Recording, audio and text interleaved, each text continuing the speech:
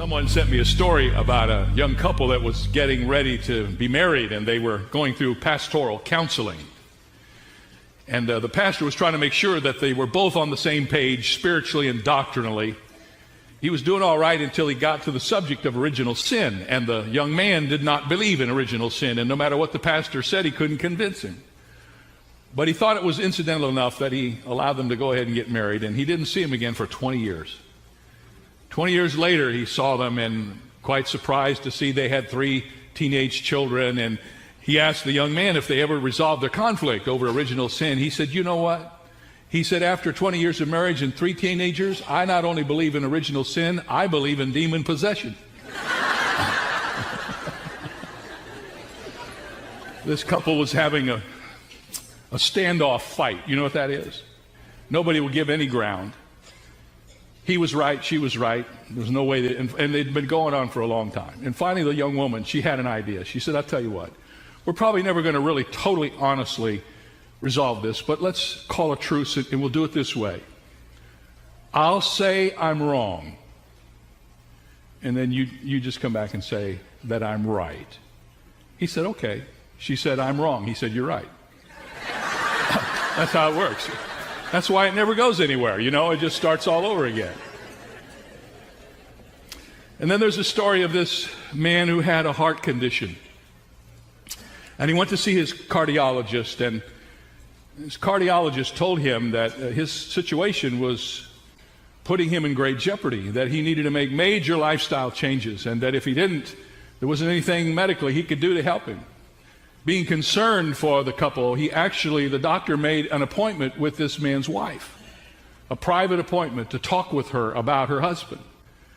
She told her husband that the doctor had asked to see her, and so she went for the appointment. And when she got into the office, the doctor said, "You know, your husband, he needs some major change in his life, and you're the key part of this. You need to make sure when he comes home from work, you have a nutritional meal on the table for this man. You need to help him with the stress. He needs some shoulder rubs and some back rubs. You need to put off of your agenda all the things you want to do for these next months and concentrate solely on your husband. Do you understand me?" And the appointment was over. The next week, her husband said, "You see the doctor?" She said, "Yes." "And what did he tell you?" She said, "The doctor said you're going to die."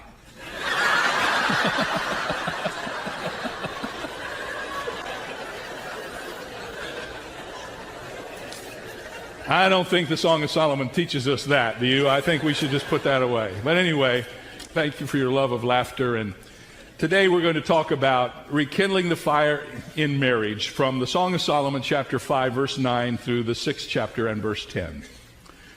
Dorothy Rosby has written an article called "It's Living Together That Makes Marriage So Difficult." And she tells a story in this article about a woman who actually shot her husband because he had eaten her chocolate. And she wrote in the article, "I probably read about the incident with a Hershey bar in my hand, and at the time I may have even thought that he had it coming to him. But now that I think about it, even I, a confirmed chocoholic, think shooting was extreme." But then she adds, "It's truly the little things that destroy relationships. Margarine and chocolate and nylons on the towel rack and hair in the sink." She said, "I once heard about a couple who fought for more than 4 hours over one rubber band. He had it and she wanted it. Part of the problem is that God made opposites attract. Savers marry spenders. Neatniks pair up with slobs. And early birds team up with night owls. And opposing idiosyncrasies come together in a marriage like a weather front. Solomon has returned home late, and Shulamite has punished him by refusing to let him into her room. After this incident happened, she had some second thoughts. And she changed her mind and realized that she had done the wrong thing, and so she went back to the door to let Solomon in. But alas, he had already gone. It was too late. And in a panic, she goes to the daughters of Jerusalem, who we've sort of identified as her friends, and she asked her girlfriends to help her find her husband. Now, the extended section that follows that we're going to look at today provides some very helpful insights about keeping the fires of romance burning in a marriage. And the principles of harmony and reconciliation are everywhere in this section. We're going to divide it up into two different zones, if you will. First of all, we're going to talk about what a husband needs from his wife. And then we're going to talk about what a wife needs from her husband. Let's talk for just a moment about what a husband needs from his wife. This section that we're going to begin in the 9th verse of the 5th chapter is introduced with a question from the lips of the daughters of Jerusalem, or from the girlfriends of Shulamite. The question makes us realize that these two passages aren't incidentally put together, but they're connected. In the 9th verse of the 5th chapter, we read these words, the daughters of Jerusalem speaking. What is your beloved more than another beloved? O fairest among women, what is your beloved more than another beloved, that you so charge us? And you can almost hear them saying this. They're literally saying to Shulamite, why should we go to all the trouble to help you find Solomon? What makes him so special that we should go out of our way to locate him? And Shulamite responds to their question by giving them a description of Solomon as she sees him. And in her answer, she uncovers some critical needs that only a wife can fulfill. First of all, we learn that a husband needs you to be his cheerleader and champion. In verses 9 through 15, we'll see this illustrated. It is interesting, as you read the Old Testament, and if you read any literature that goes back to those times, you will find in many of the ancient Near East writings ornate and detailed descriptions of the beauty of women at that time. We saw one recently in the 4th chapter of the Song of Solomon. But you almost never see any description of the male. But in our text today, we're going to see one, and in many ways, it is the only way that we would ever know anything at all about the way Solomon looks. See, they didn't have cameras back in the Old Testament. And even though we have today some artist renderings of the way they believe Bible personalities looked, we do not even know for sure what Jesus looked like. We do know he looks different than most of the portraits of him, because when we read the Bible, we begin to learn about his outward appearance just a bit. When we're finished today, we're going to know a lot about Solomon. We'll know almost as much as if somebody handed us a picture. But it's going to be just a bit jaded, because, you see, it's the picture of Solomon through the eyes of his wife. And let's hope, men, that we always look better there than we ever look anyplace else. In essence, this is the only way we would know about King Solomon. And as we learn about him, we learn some things that can help us. First of all, what does your husband need you to be? He needs you to be his cheerleader and champion. And one of the ways you do that is to affirm his identity. Shulamite begins in verse 10, answering the question of her girlfriends about why her Solomon was so special. She says, my beloved is white and ruddy, and chief among 10,000. The litany of compliments on the part of Shulamite begins with a statement that seems to be self-contradictory. She says, my husband is white and he's ruddy. Now, you can't be white and ruddy. Ruddy means reddish, a little darker complected, and she said he's white and he's ruddy, and you don't know how to translate that until you look up the word white, and you discover that one of the meanings of the word white is the word dazzling. So she's basically saying, my husband is dazzling. And in case anyone would doubt what she means, she follows up the comment with this statement: he is chief among 10,000. He's one in a million. He's unique and distinctive. And in her eyes, there's nobody like Solomon. Now, when we're finished today, you're going to look around at your husband and you're going to compare him to the descriptions. You're going to say, give me a husband like that and I'll be affirming. But you have to understand something. The husband that God gave you is the husband you're to affirm. And every husband has beauty in the eyes of his wife, and every wife surely has beauty in the eyes of her husband. So affirm his identity. Then notice, secondly, she affirms his intelligence in verse 11. She says his head is like fine gold.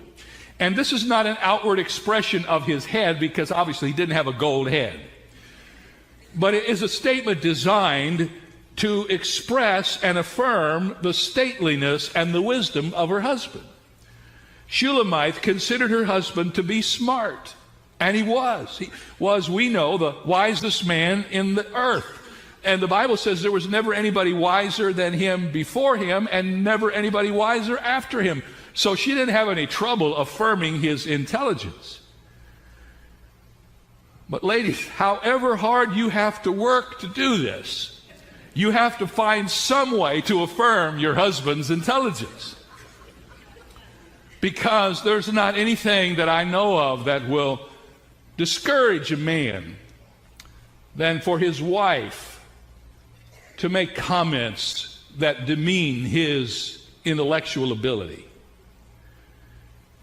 And you can help him so much. You don't have to say things that are untrue, but you can do some research and find a few things that are true and affirm them. Affirm his identity, his intelligence, and now she's going to affirm his individuality, his uniqueness, his specialness. She enters into a full-length description of Solomon from head to toe.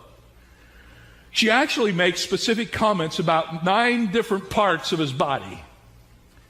And she obviously considers him to be the most handsome man on this earth. First of all, she talks about his hair. Verse 11, his locks are wavy and black as a raven. His hair is black and wavy. And apparently Solomon's hair was curly, wavy, curly, and it was very long, and it hung in wavelets, as you will, over his shoulders. Worn long and black as a raven. Interestingly enough, we already learned that Shulamite's hair was black as well. And that is not uncommon in Israel. You often find the people of Israel with black hair. And this helps explain his hair being full of the dew of the night when he comes home to Shulamite late. We remember that one of the things that indicated what time he got back home was that the Bible says his hair was full of the dew of the night, which falls in Palestine later on beyond the evening time. And so here's Solomon with his long curly hair, and he comes home late and his hair is all wet. It's full of the dew of the night. Shulamite goes on now to talk about his eyes. His eyes are brilliant and winsome. Verse 12, his eyes are like doves by the rivers of the waters, washed with milk and fitly set. And the best I can explain this is Shulamite pictures the dark irises of Solomon's eyes surrounded by the white of his eyes, and she looks at that and she says it's like a dove bathing in milk. And she sees his eyes as so perfect, and she says they're fitly set in his head like diamonds. Are you getting the picture? Then she talks about his cheeks, and she says his cheeks are bearded and fragrant. Verse 13, his cheeks are like a bed of spices, banks of scented herbs. And the words banks of scented herbs are words translated to grow hair. Solomon had a beard, and the cologne or perfume was in his beard, making it sweet smelling. And then she talks about his lips, and she said, his lips are bright and red. His lips are lilies, dripping liquid myrrh.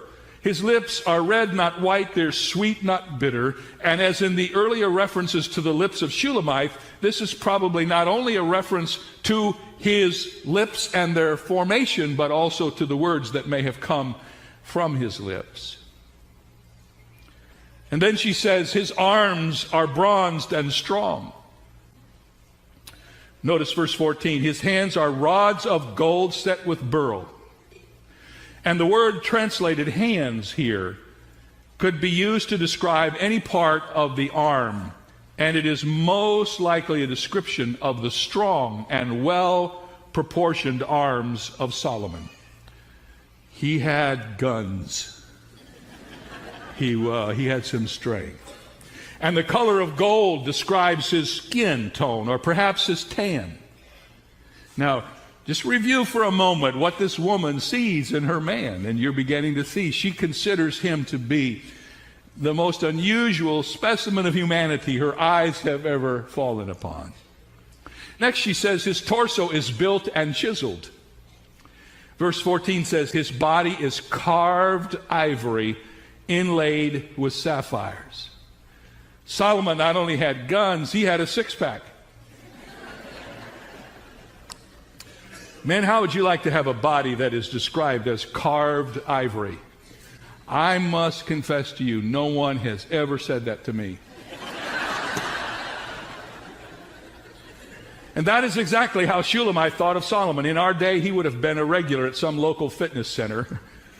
And Delitzsch, the Old Testament commentator who writes about these Old Testament books, has an interesting thought here. He says, inlaid with sapphires means nothing else than the blanching blue veins under his white skin. Have you ever seen a guy who's really buffed up and he's got real strong muscles, and you can literally see the veins in his muscle and under his skin? That's what she's saying. And she's not through. She said his legs are big and powerful.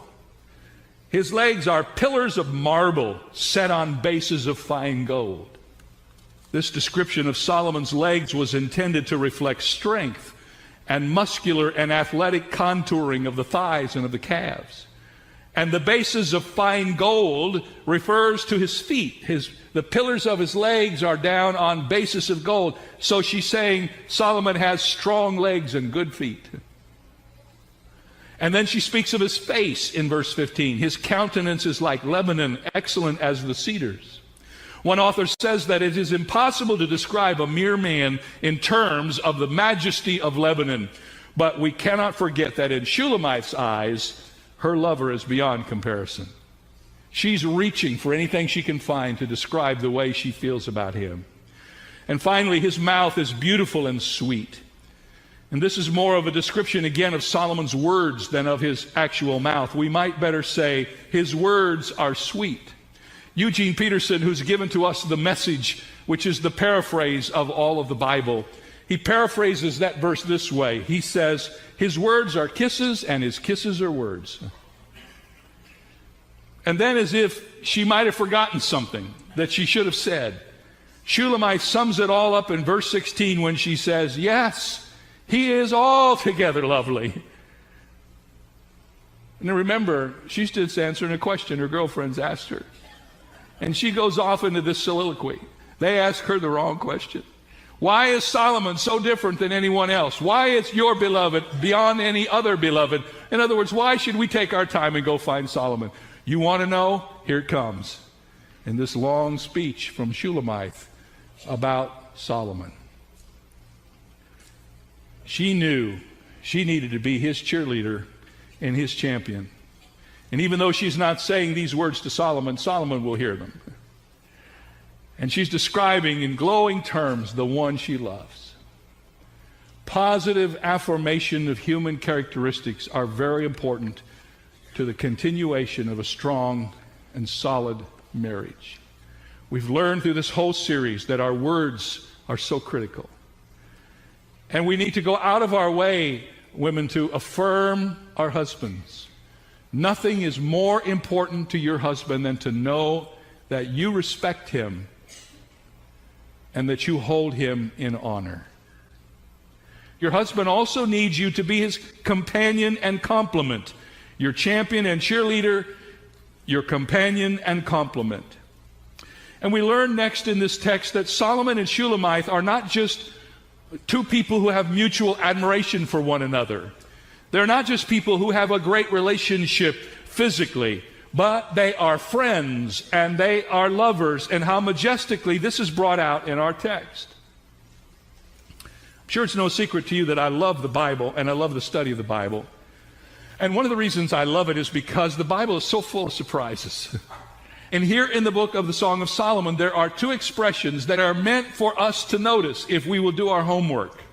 And the first one is found in the 16th verse of the 5th chapter, where Shulamite is saying, this is my beloved. Now, what's the next phrase? This is my friend, O daughters of Jerusalem. She is saying to her girlfriends, Solomon is more than just my husband. Solomon's my friend. And later on in verse 3 of chapter 6, once again she is speaking, but she reverses this around so that it affirms the other side of the equation. She says, I am my beloved's, and my beloved's is mine. First of all, she says to Solomon of him, this is my beloved. And then she says of herself, I am his beloved. We are each other's beloveds. And we are friends. What a great statement. Are you friends? You say, good night, Pastor, we're married. I'm going to ask you the question again. Are you friends?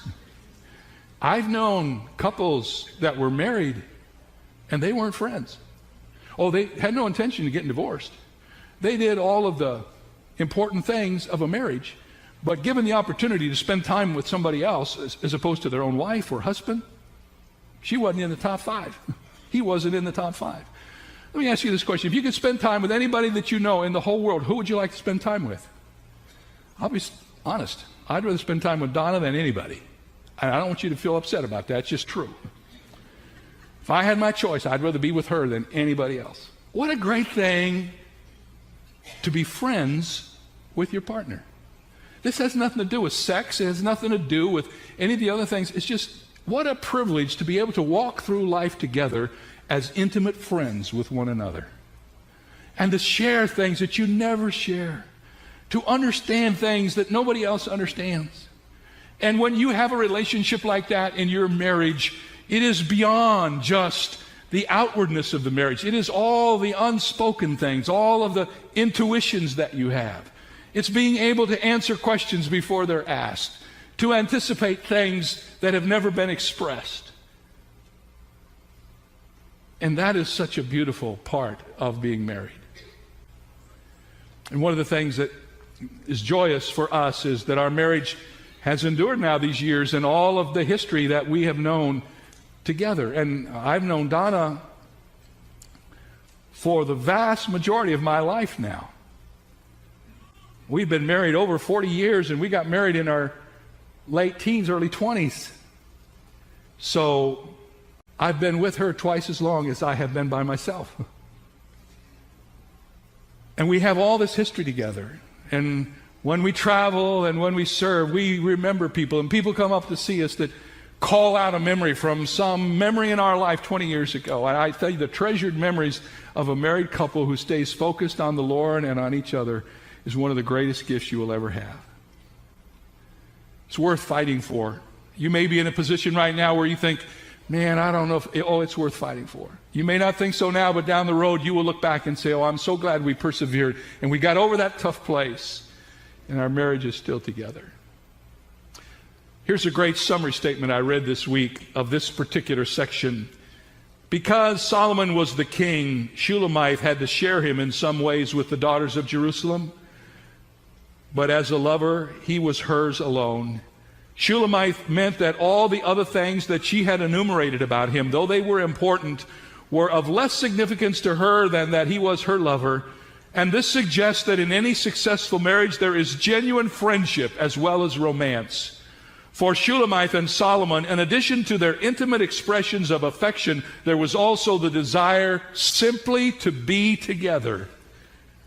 Each of them had their own friends, yet their most important friendship was the friendship they had with each other. I covet that for all of us here.